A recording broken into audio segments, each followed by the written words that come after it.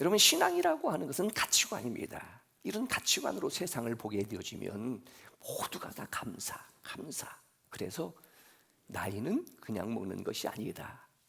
어느 분이 제가 이제 머리를 깎으러 가게 되어지면 목사님 염색을 하시면은 한 10년은 젊어질 것 같습니다. 제가 그랬지요. 이거 머리 이렇게 염색하기 위해서 60년의 세월이 흘렀는데 이것을 왜 다시 검게 만드느냐고 이렇게 되어지는데, 자, 오늘 올 가정의 달, 설레임도 있지만 사실은 많은 부담도 있습니다. 왜냐하면 모든 가정이 다 행복한 것은 아니거든요. 모든 부모님들, 우리의 자녀들이 전부 다 말 잘 듣는 효자, 다 건강한 것도 아니거든요.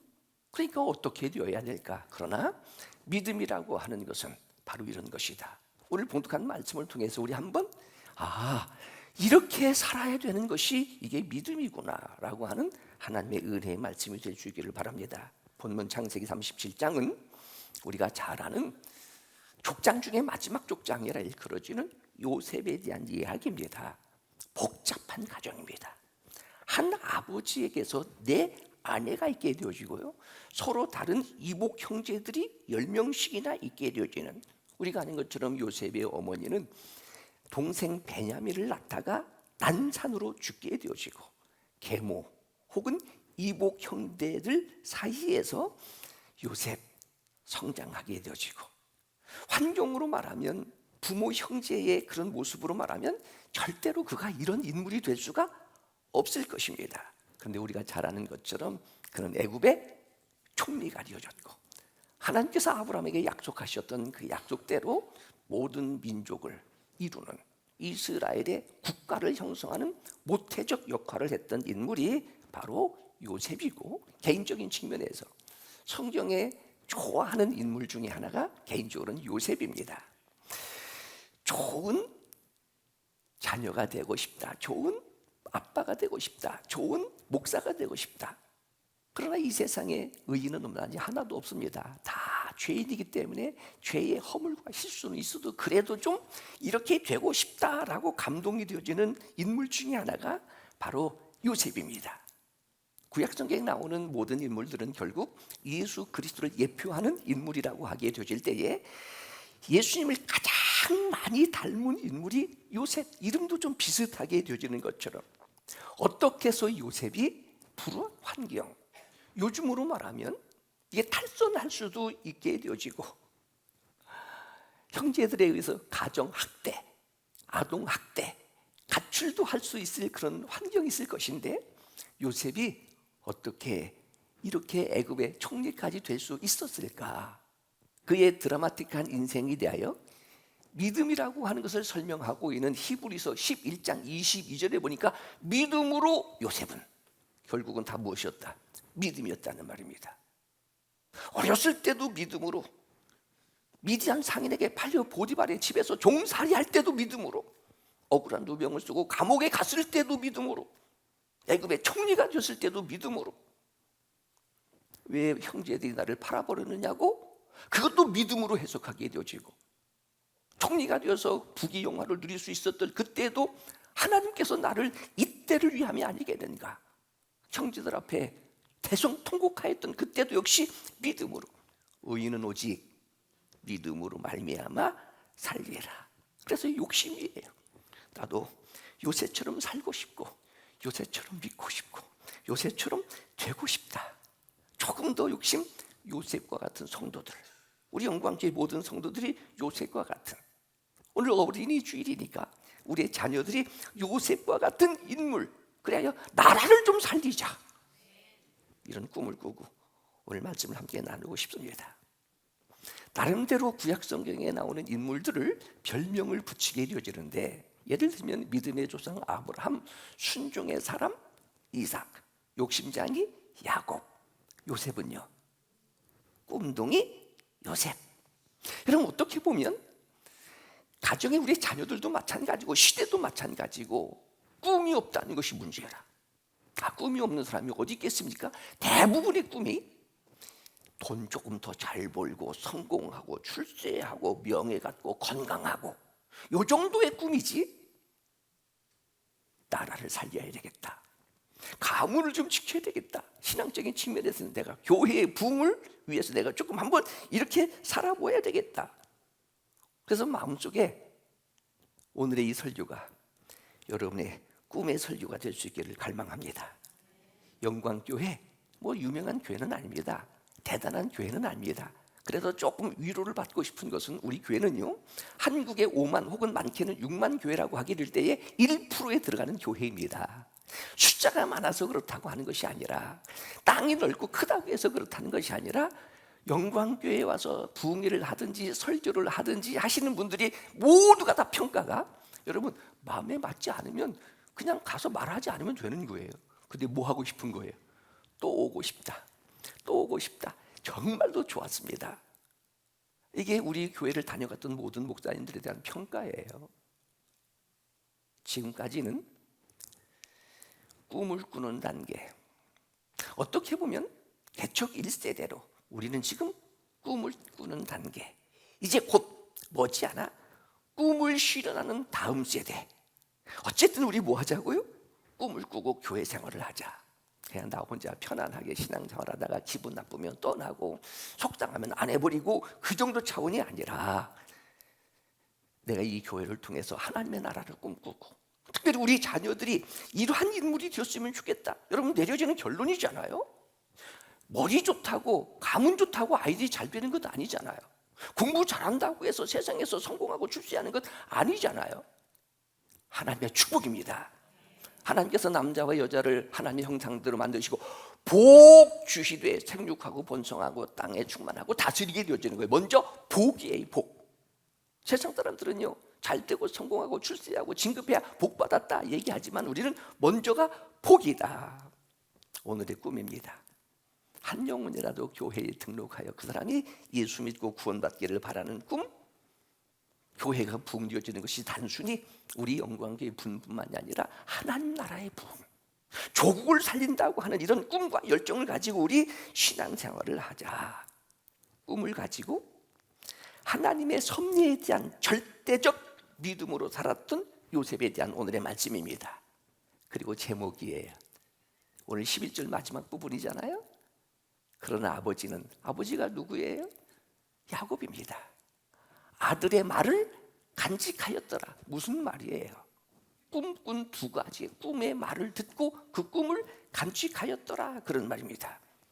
1절 2절 이렇게 시작되어집니다. 가나안 땅에, 야곱은 아버지 때부터 살아왔던 그 땅에 거주하였다. 우리가 아는 것처럼 하나님께서 아브라함에게 주셨던 땅, 이삭이 이사를 다니고 우물을 파게 되어지는데, 우물을 파서 우물에서 물이 잘 나오면 또 주변에 있었던 사람들이 빼앗아가게 되어지면 빼앗기고 때리면 맞고 도망가고 하는 것처럼 보이지만은 참 신기한 하나님의 섭리는요, 우물을 파고 옮기는데 어디로 가까이? 브엘세바 가까이. 이게 가나안 약속의 땅이거든요. 그러니까 이삭 아버지가 살고 있었던 그 땅, 그리고 누가 살아요? 야곱이 그 땅에서 지금도 살고 있는 거예요.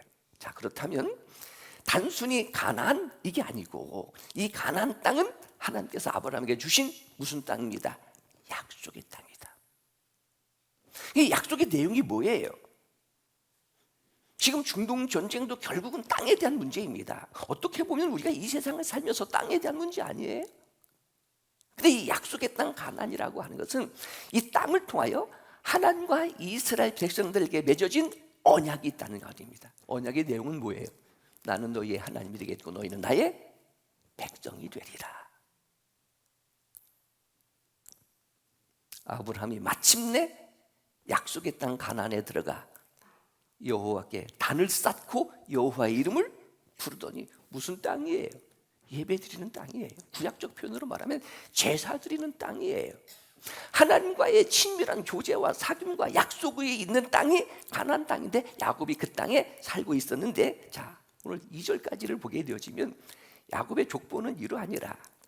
우리가 잘 아는 것처럼 그의 할아버지는 아브라함이고요, 아버지는 이삭이고요, 야곱의 아들들에게는 이때 당시에 10아들, 그리고 요셉과 베냐민을 치면 12아들인데 2절의 말씀에 요셉이 몇 세?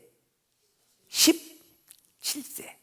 요셉이 17세다라고 하는 것은 오늘 우리로 말하게 되어지면 그래도 이제는 우리가 16세가 성인으로 치나요?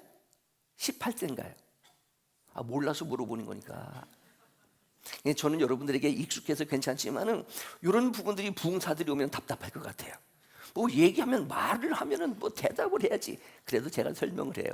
지금 대답하지 않는다고 몰라서 안 하는 게 아니라고. 다 아는데 집에 가서 대답하는 것이니까. 그래서 이 내륙 지역에 살고 있는 우리들은 머리가 좋아요. 머리가 비상하게 돌아가게 되어지는데 순발력이 있는 코미디언들이 거의 이게 이제 충청도 출신들이 되어지고 이렇게 되어지는 겁니다. 17세의 이 요셉의 나이가 그렇다고 한다면 계산을 해보면 아버지 야곱은 한 108세쯤 되어질 것이다. 이렇게 계산이 되어집니다. 중요한 것은 약속의 땅 가나안에서 아버지와 형들과 지금 함께 양을 치고 아버지의 아내들 비라와 실바도 아들들과 더불어 함께, 이것이 중요하다. 요즘으로 말하면 이게 뭐예요? 가정의 구성 요소잖아요. 우리가 아는 것처럼 이복 형제들이기 때문에 좀 미움도 있고 다툼도 있고 오늘 내용을 보면 혹시 그렇다 해도 함께 산다는 것이 행복이다. 함께 산다는 것이 축복이다. 이 못된 불효자들 중에 하나가 왜 나를 낳으셨어요? 어제 말씀드렸지요? 결혼을 한 딸이 자녀를 안 낳는 거예요. 그래서 부모의 입장에서 너희들은 어떤 계획을 가지고 있니? 언제 손자를 보니? 지금 제 나이 또래의 목사님들은 전부 다 이 핸드폰 그 전면이 전부 다 이 손녀들 이렇게 보여주면서 옆에 있는 사람들이 그거 보여줄 때마다 500원씩 주고 보여줘라 뭐 얘기하기도 하는데 이게 어떻게 보면 기쁨이거든요. 당연한 것이고. 어느 날 딸이 아버지에게 묻는 거예요. 아버지, 왜 자꾸 아이를 낳으라고 하는 거예요? 그럼 아버지는 왜 나를 낳으셨어요? 어떻게 대답하겠어요? 아주 일상적인 대답이요. 우리 때는 결혼을 하고 아이를 낳는 것이 그냥 당연하다. 당연한 일이에요. 근데 요즘은 당연한 일이 아니는 거예요. 오늘 내용에 야곱하게 되면 보편적으로 긍정적인 생각은 많이 가지고 있지는 않습니다.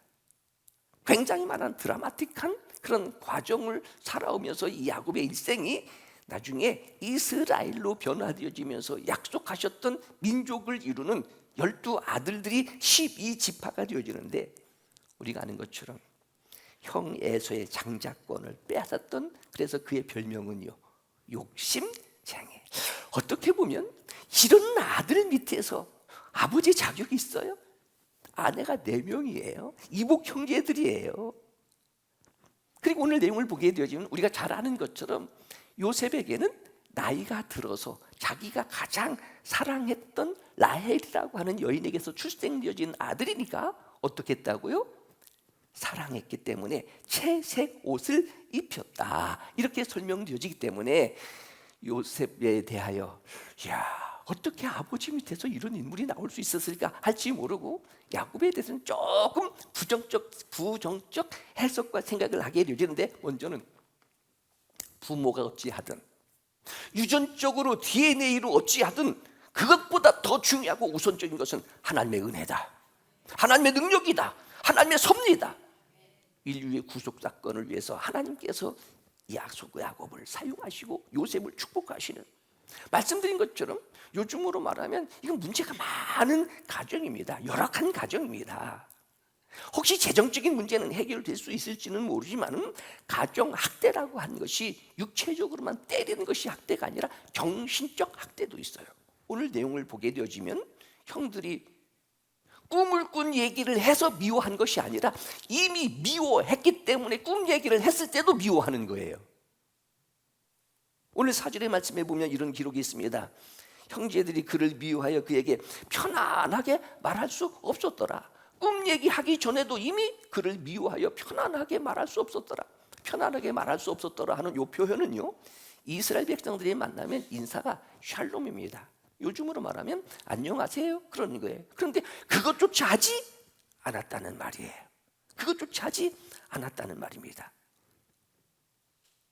이런 가정에서 만약에 요즘으로 말하게 되어지면 가출을 한다든지 어떤 마약을 한다든지 심지어는 사고를 치고 경찰서에 가서 부모 오라가라 하게 될지 모르지만 요셉은 그렇게 되지 아니하였다.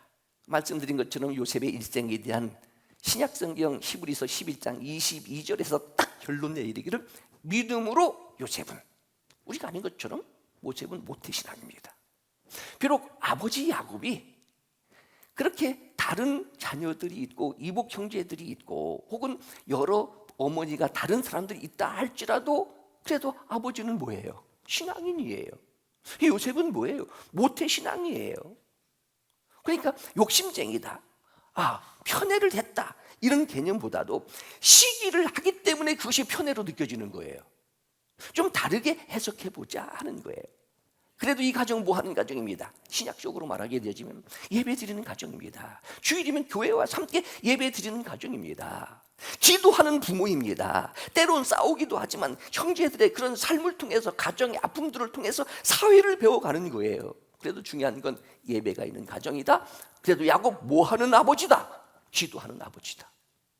여러분, 예배 드리고 기도한다고, 주일 지켰다고 집에 가서 늘 평안해요? 예배 드리고 가서 싸우잖아요. 기도하면서도 아이들을 야단치고 싸우고 그렇게 되어지잖아요. 지금 내 삶이 힘들고 어렵다고 해서, 부모님이 무능하다고 해서 재산도 물려주지 못하는 그러한 실력이 없는 부모라고 해서 성격이 삐뚤어지고 나가서 싸움이나 하게 되어지고 조상 탓하게 되어지고, 말씀드린 것처럼 왜 나를 낳으셨냐고, 그렇지 않다. 그래도 이 요셉에게는 뭐가 있었어요? 모태신앙으로서 개인적인 믿음이지만은 기도하는 아버지 야곱이 있었고, 모여서 형제들과 함께 무엇도 했어요? 제사도 드렸다. 그런데 그때 그 나이가 몇 살이었어요? 오늘 2절의 말씀에 보니까 17세. 그래서 말씀드린 것처럼 가나안이라고 하는 곳은 하나님의 약속의 땅, 그리고 그곳에서 예배가 있었고 기도가 있었고, 그러니까 아버지 야곱이 그 자녀들에게, 여러분 기분 아니겠습니까? 예배를 드리면서도 이 땅은 하나님께서 우리에게 약속하셨던, 우리의 할아버지 아브라함에게 약속하셨던 하나님 우리에게 주신 땅이다, 기업이다. 하나님은 우리의 하나님이 되시고 우리는 하나님의 백성이다. 요즘으로 말하면 우리 하나님을 섬기는 믿음으로 살아야 된다. 오늘 찬양 예배 시간 때 말씀드렸던 쉐마, 들으라. 마음을 다하고 힘을 다하고 목숨을 다하여 하나님을 사랑하고, 이런 신앙 교육을 받으면서 어렸을 때부터 그렇게 살아왔던 이 요셉, 그렇다면 그는 이 약속을 붙들고 사는 거예요. 믿음으로 살게 되어지는 거예요. 적은 부모지만은 중요한 교훈 하나. 여러분, 우리가 이 세상에서 자녀들에게 해줄 수 있는 일이 뭐가 있겠어요? 개인적으로 좋은 아빠가 되고 싶다는 생각이 들어요. 그러나 지금도 아이들의 필요를 제가 다 책임져주고 공급해줄 힘은 없어요. 그런데 스스로의 위로 뭐 하고 있다? 아이들을 위하여 기도하고 있다. 가장 큰 효도, 교회에 와서 아이들이 함께 예배를 드리는 것. 여러분, 17살이라고 한다면 이러한 가정에서 정신적 학대까지 늘 미워하게 되어지고, 아침에 만나면 잘 잤어? 인사 한마디 하지 않게 되어지는 형들을 바라보면서 정신적 학대, 사춘기, 그럼에도 불구하고 함께 살았다는 것은 그런 고난도 있고 불행도 있고 아픔도 있었지만 그 안에서, 요즘 현대적 표현으로 말하면 스트레스도 좀 받고 했겠지만 그 안에서 사회성이 발달되어지는 거예요. 지금은 1명, 2명이지만 옛날에는 5명, 많게는 10명, 그 안에서 먹을 때 되어지면 내가 더 먹고 빼앗아 먹고 형제들끼리 싸우고 다투고 하면서 사회성이 길러지게 되어지는 것이고, 그러면서도 함께 양을 쳤더라 하게 되어지면 성실하고 부지런하게 되어질 것이고, 이스라엘 백성들이 양을 치는 이유 중에 하나가 단순히 유목민이라고 하는 생활적인 것을 해결하기 위해서 양을 치는 것만은 아닙니다. 그 양 중에 흠없고 순전한 양을 하나님 앞에 뭐 하기 위하여? 제물로 바치는 제사를 위하여 양을 치게 되어지는 거예요. 그래서 직장생활 힘들어서 못하겠다고 하는 분들이 저는 그냥 다니라고 해요. 왜? 그렇게 다녀야 뭐 할 수 있으니까, 11조 할 수 있으니까. 단순히 개인적인 의식주만을 위해서 우리가 돈을 벌고 직장생활을 하는 것만은 아니다. 3절에 보니까 노년에 얻은 아들 요셉을 아버지 야곱은 더 사랑하여 채색 옷을 입혔다. 여러분, 이 채색 옷이라는 건요, 그때 당시에 왕족이나 귀족들이 입는 옷입니다. 바꿔 말하면 아버지 요셉은 아들을 왕자처럼 사랑했다고 하는 표현 중에 하나예요.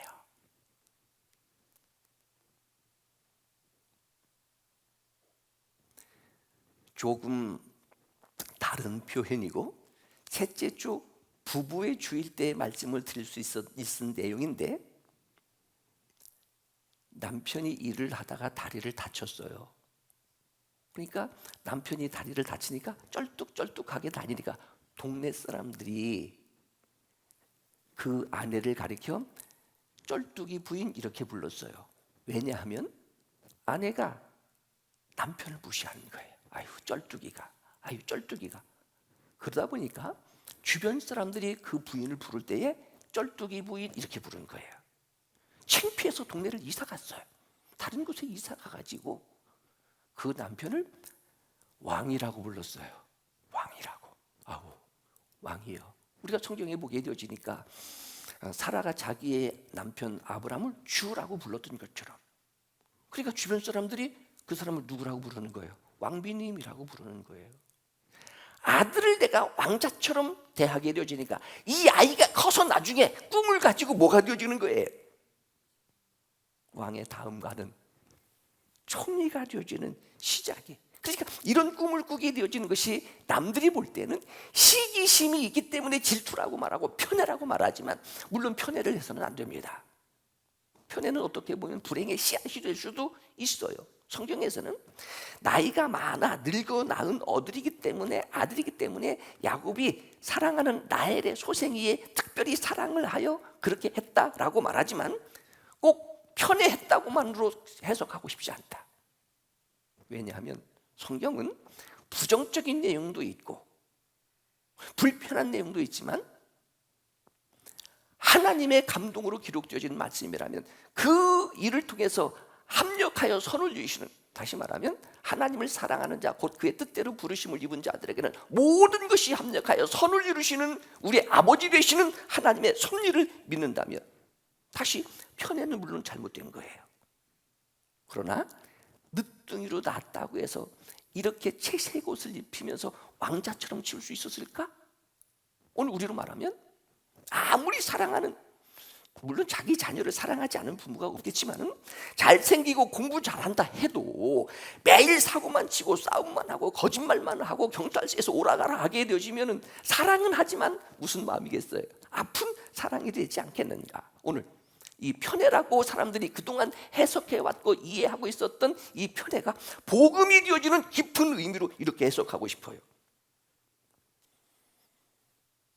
17세의 나이에, 근데 오늘 내용을 보게 되어지면, 2절의 내용을 보게 되어지면 야곱은 편애한다고 생각되어지는 이 요셉이 형들의 잘못을 아버지에게 말하였더라. 그럼 오늘 우리로 말하면 뭐 하는 거예요? 고자질하는 거예요. 그러니까 요셉도 고자질하는 나쁜 아들, 아버지는 이런 요셉을 사랑하는 편애, 그러니까 형제들이 시기하고 질투하여 미워하게 되어지는 것, 요 단면적인 것만 보고 생각하지 말자. 바꿔 말하면 잘못을 아버지에게 말한 거예요. 그럼 잘못하지 말고 잘하면 될 거 아니에요? 여기서 잘못이라고 하는 말은 단순히 잘못이 아니라 이런 의미를 가지고 있습니다. 해를 끼친다, 그런 의미도 가지고 있어요. 일을 하면서 해를 끼치는 거예요. 그러니까 그렇게 해서는 안 돼요. 신앙적 측면에서는 오늘 우리로 말하면 주일학교라고 하게 되면 주일날이면 교회도 가야 되는데 교회 간다고 하고 다른 길로 빠지는 거예요. 그러면은 덮어주는 것이 사랑이에요? 기독교의 상황윤리에 의하면 그것도 사랑이에요?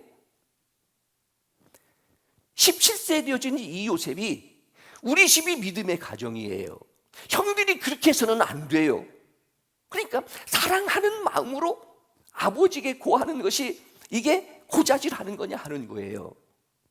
우리 형제들이, 우리 가정이 하나님 잘 섬기고 부모님께 효도하고 뒤에 숨어서 양들을 훔쳐간다든지 또 양들을 어떻게 한다든지 하는 잘못이라 했으니까 그 잘못을 아버지에게 얘기해서 아버지로부터 바르게 고침을 받고 오늘 신앙적 측면에서 해석하기는 회개하고 돌아오기를 바라는 마음으로 그렇게 되어지는 것이지, 형들을 미워해서 싫어해서 고자질하는 것이 아니었다 하는 거예요. 다시 시기하니까 사람들이 요셉을 편애한다고 하고, 요셉이 형들의 잘못을 아버지에게 말하니까 고자질한다 하게 되어지고요. 여러분, 교회 안에서도 각 가정에 어떤 아픔들이 있을 때 목사에게 얘기하는 것이, 목사님 기도해 주세요, 그들을 위로해 주세요, 그런 것이지, 구역장들이 구역 식구들 목사에게 얘기하는 것 고자질한다고 하니까 말하지 않고 가만히 있는 것이 좋은 구역장이에요? 그렇지 않다. 다른 시각으로 해석하고 싶다. 야곱이 요셉을 편애하고 어떻게 보면 더 사랑하고, 형제들이 볼 때는 불편하고 기분 나쁘겠지만은 채색 옷을 입으며 자기를 특별히 사랑하고 있다는 이 요셉의 심정은요, 요셉의 마음은요, 어떤 마음일까?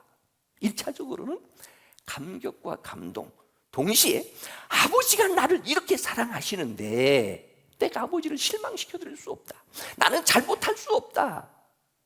그러니까 오늘 내용을 보게 되어지면 형제들의 잘못을 아버지에게 고하니까 요셉은 믿음으로, 요셉은 이렇게 히브리서 11장에 설명하는 것처럼 분명한 기준이 있었다.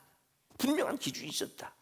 예수 믿는 사람으로, 하나님의 가정으로 그렇게 해서는 안 되고 잘못해서는 안 된다. 우리가 혹시 잘못하면 아버지에게 실망을 주고 아버지가 상처를 받을까 봐 하는 효심, 복음적 측면에서 하나님이 세상을 이처럼 사랑하사 독생자를 주셨으니 믿지 않는 사람들이 예수 믿는 우리들을 하나님이 너희들을 이렇게 사랑하신다 하게 될 때에 그들은 교회를 시기하고 오해하고 질투하면 편애한다는 거예요.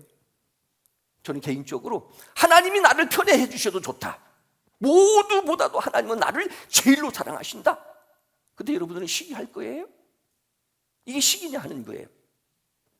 하나님이 나를 이렇게 편애하시듯 특별히 사랑하시니까 나는 하나님의 영광을 위하여 분명한 신앙의 기준을 가지고 그렇게 살아서는 안 된다. 내가 사랑받을 자격이 없는데 믿는다는 이유 하나 때문에 하나님의 자녀가 되어진다는 것 때문에 일방적으로 무조건 사랑하시는 그 하나님의 사랑, 성도들을 하나님은 다 세상 사람들이 보게 될 때 편애하는 거예요. 편애. 이런 특별한 사랑을 받고 요셉이 성장하는 거예요. 그래서 요셉이 이렇게 특별 대우를 받는 것처럼 성장하는 것 속에는 이런 복음적인 의미가 있다. 하나님이 자기 독생자를 우리에게 내어주실 정도로 우리를 특별히 편애하시는 것과 같은 무조건적인 사랑, 절대적인 사랑, 이런 사랑을 받으면서 요셉이 성장하며 17세가 되어졌을 때 뭐 하는 거예요? 꿈을 꾸게 되어지는 거예요. 그 꿈을 형제들에게 얘기하는 거예요. 아버지에게도 얘기하는 거예요. 평상시 미워했기 때문에 그 꿈도 싫은 거예요. 여러분, 싫은 사람은 아무리 잘해도 싫습니다. 그렇잖아요. 이쁜 사람은요, 아무리 실수하고 잘못해도 이뻐요. 그리고 오늘 내용에 보게 되어지면 단순히 요셉이 형들의 잘못을 아버지에게 말한다는 것 때문에 고자질했다가 아니에요. 말씀드렸던 것처럼 여기서 잘못이라고 하는 것은 나쁜 것, 악한 것, 해를 끼치는 행위. 그러면 그냥 덮어주는 것이 사랑이냐 하는 거예요. 그러면 형제들도 잘하면 되지 않겠어요? 부모님 말씀 잘 들었으면 되지 않겠어요? 만약에 형제들이 믿고 싫었다면 아버지에게, 형들에게 도시락을 갖다 주라고 했을 때 가지 않았을 것 아니겠습니까? 그냥 감정적으로 나를 미워하기 때문에 고자질하는 것이 아니라, 그래도 우리 가정, 우리 형제들이 이러한 가정이 되고 이러한 믿음이 되었으면 좋겠다라고 하는 것, 좀 돌아왔으면 좋겠다, 신앙적으로 회개했으면 좋겠다, 우리가 믿음의 가문이지 않는가. 아버지의 족장으로서의 아버지가 사회적인 혹은 명예를 생각하고 형들이 좀 잘 되기를 바라는 그런 마음으로 얘기해 주는 것이 편애냐 하는 거예요. 그러나 이렇게 하면은 형들로부터 미움을 받는다는 사실을 요셉은 알고 있었다. 당연하지 않겠습니까? 요즘도 눈빛만 보면 저 사람이 나를 싫어하는지 미워하는지 아는 것처럼. 그래도 대단히 용기 있는 요셉이다. 미움을 받는다고 해서 옳은 말을 하지 못하면 그건 어떻게 보면 비겁한 거예요. 그래서 책의 제목이지요, 미움받을 용기. 그러니까 분명한 자기 기준이 있어요. 믿음이라고 하는 것은 이런 것이다. 저는 이것을 거룩이라고도 해석할 수 있고 정직이라고 해석할 수도 있게 되어지고, 그렇게 해서는 안 되는데, 그러니까 요셉은 참 기준이 있을 뿐만 아니라 용기도 있을 뿐만 아니라 거룩할 뿐만 아니라 정말로 하나님 앞에서 꿈을 가지고 살았던 요셉의 모습입니다.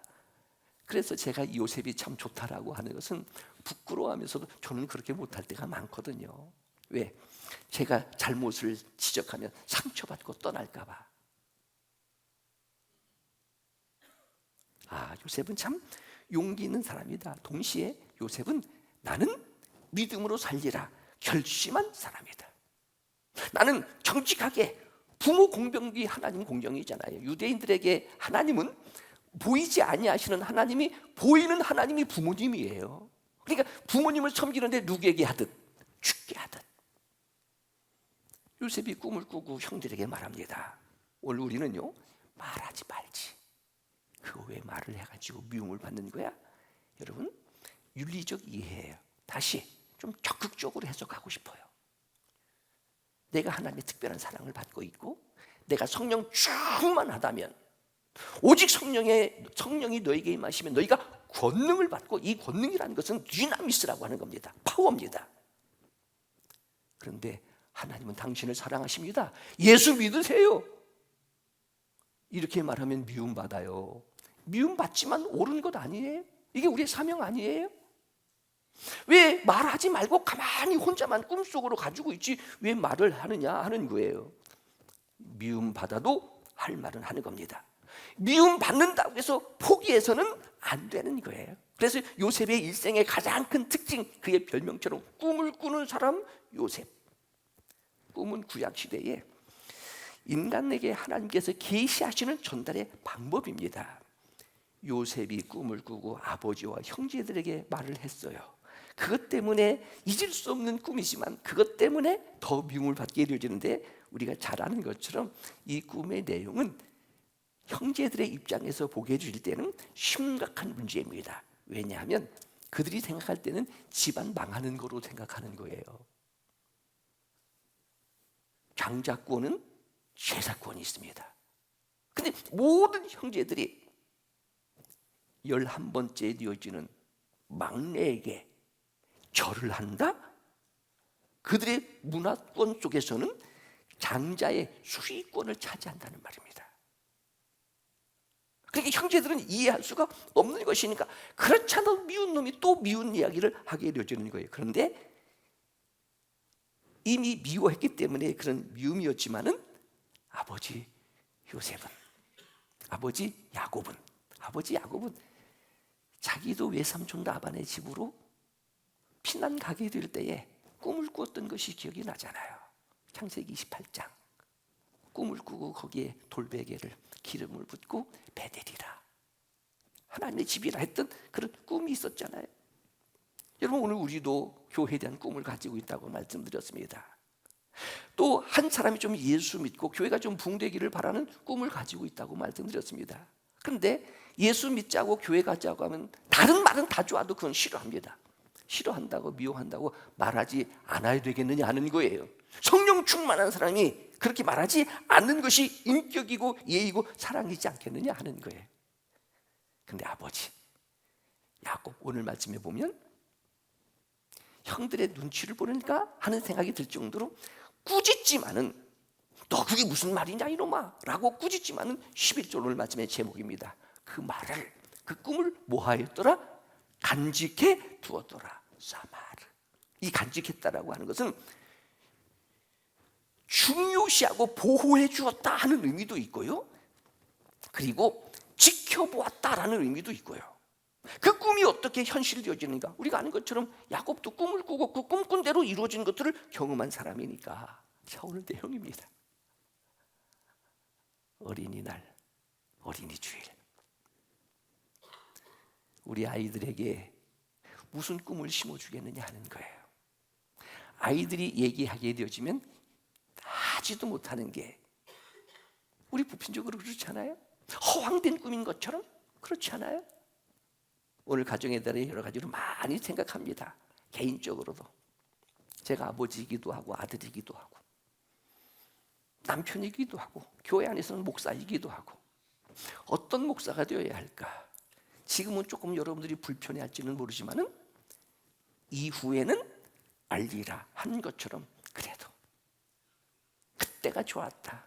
그래도 그때가 좋은 목사였다라는 그런 말 한마디 듣고 싶다. 아이들에게 대해서도 그래도 우리 아버지 좋은 아버지라. 여러분 그러려면 다른 방법이 없습니다. 다른 방법이 없습니다. 어떻게 보면 교회가 부흥되어지는 요소이기도 하고 가정이 행복해지는 가정이기도 한 비결 중에 하나가 아이들에게 보편적으로는요. 야, 너는 네 아버지처럼 하지 마. 야, 네 어머니 하는 꼴을 봐라. 너 결혼하고 살면 저런 여자 맞으면 안 돼 라고 만약에 한다든지 보편적으로 우리는 그래요. 그게 아니라 야, 네 아버지 같은 사람 만나면 넌 행복한 결혼이 될 거야 라고 한다든지. 물론 절대로 쉬운 것은 아닙니다. 나를 닮아라. 이것이 어떻게 보면 최고예요. 이게 최고예요. 교회 안에서도 야, 우리 목사님 괜찮아 하게 되어지면 모두가 다 은혜롭고 행복한 교회 생활이 되어지는데 야, 목사님 몇 년 남았냐? 이런 사람들에게는 내가 10년 남았다고 말을 해요. 아니면 죽을 때까지 한다고 얘기도 하고 실망스러운 미소가 지금 막 웃고 있게 되어지는데 그래도 그것이 교회가 성장되는 게 아니겠느냐 하는 거예요. 가정에서도 야, 니네 아빠는 정말 목사야. 니네 아빠처럼 되어라. 가정에서도 니네 아빠 정말 좋은 아빠야. 좋은 남편이야. 나는 지금까지 살면서 네 아빠 만난 것이 가장 행복해. 이렇게 얘기하게 되어질 때에 아이들이 아빠를 존중하게 되어지고 신약 성경에서는 바울을 참 좋아합니다. 저는 바울 신학을 공부를 많이 했기 때문에 바울을 참 좋아합니다. 바울을 좋아하는 여러 가지의 요소 중에 한 가지 고린도전서 11장 1절 방법은 이거예요. 내가 그리스도를 본받는 자 되는 것 같이. 그러니까 바울 어떻게 하면 내가 주님을 좀 본받을 수 있을까? 그래서 바울을 보면 누구 보는 것 같다고요? 예수님 보는 것 같다고. 너희는 나를 본받는 자 되라. 어떤 부모가 되시겠습니까? 그래도 우리의 자녀들에게 꿈을 주는, 저는 교회도 그래요. 이 교회가 우리 자녀들에게 지금은 꿈을 꾸는 단계라고 한다면 다음 세대에는 꿈을 이루는 단계, 영광교회 아버지 아들의 꿈을 간직하였습니다. 기도하겠습니다. 하나님 아버지,